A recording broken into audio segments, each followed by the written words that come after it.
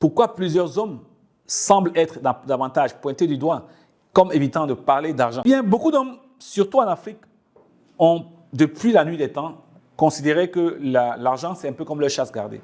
Vous savez, quand on vivait encore à l'époque très ancienne où on habitait dans les campements et les villages, l'homme sortait très souvent de ce campement du village, là, il allait chasser, n'est-ce pas? Il prenait des risques, il allait mettre des pièges, tuer un gibier et le ramener à la maison. C'était à la fois le protecteur, c'était le pourvoyeur, le principal pourvoyeur de tout ce qu'allait consommer la famille. Donc, c'est resté un peu dans notre état d'esprit, dans notre subconscient collectif, ce rôle de l'homme qui est un peu dans sa chasse gardée.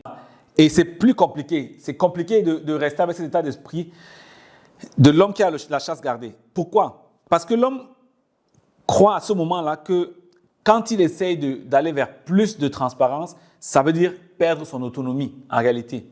Il va vers plus de transparence, ça veut dire que cette chasse gardée-là, il abandonne une partie de ce qui fait sa souveraineté, n'est-ce pas?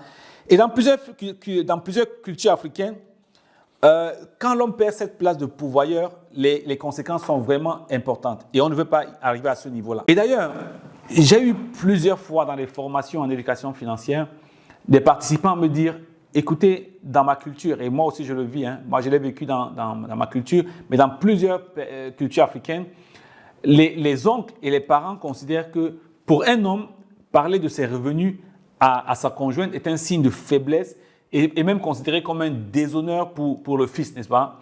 Et cette tendance-là est confirmée à plusieurs reprises. Je le dis parce que si c'était un cas isolé, j'allais dire peut-être que les mentalités ont évolué, mais de plus en plus, même avec la jeune génération, ça reste très présent. Je vois beaucoup d'hommes qui me disent non, je ne peux pas parler de… Il y en a qui m'ont dit qu'ils préfèrent carrément se faire arracher une dent que de parler de leurs revenus à leur conjoint.